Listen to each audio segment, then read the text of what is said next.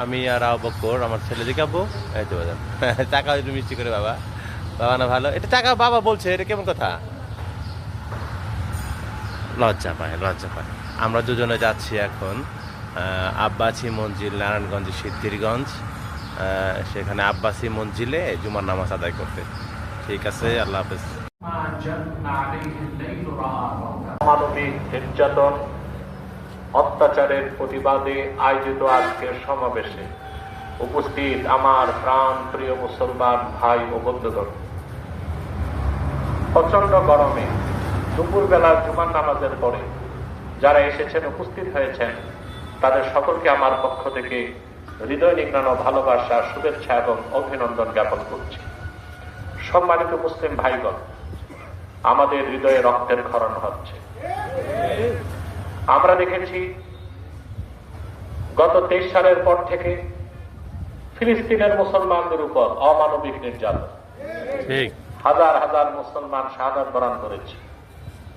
তারপরে দেখেছি বিশ্ব সন্ত্রাসী আমেরিকার মাধ্যমে ইরানের উপর আগ্রাসন। আর এখন আমরা দেখতে পাচ্ছি আমাদের বাড়ির পাশে, আমাদের প্রতিবেশী পশ্চিম বাংলার মুসলিমদের উপর অমানবিক নির্যাতন।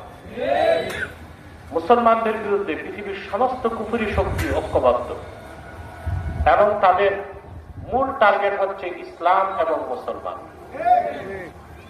আপনার ইতিহাস জানেন, মোহাম্মদ বিন কাসিম রহমতুল্লাহর নেতৃত্বে দেবুল বন্দর হয়ে তিনি সোমনাথে প্রবেশ করেছিলেন, ভারতে ইনসাফকে প্রতিষ্ঠিত করেছিলেন। পরবর্তীতে এসেছেন সুলতান মাহমুদ গজনবী, সুলতান মোহাম্মদ ঘোরি, পরবর্তীতে প্রায় 800।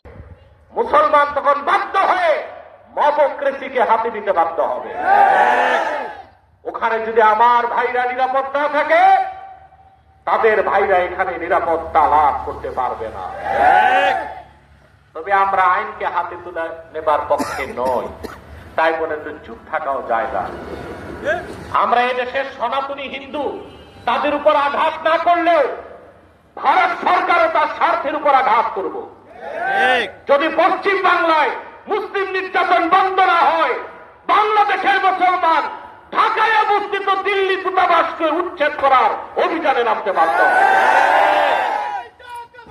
আল্লাহু আকবার, রিসালাত ইয়া রাসূলুল্লাহ, ইসলামের শত্রুরা হুশিয়ার সাবধান, হুশিয়ার সাবধান, ইসলামের শত্রুরা নারায়ে তাকবীর, আল্লাহু আকবার।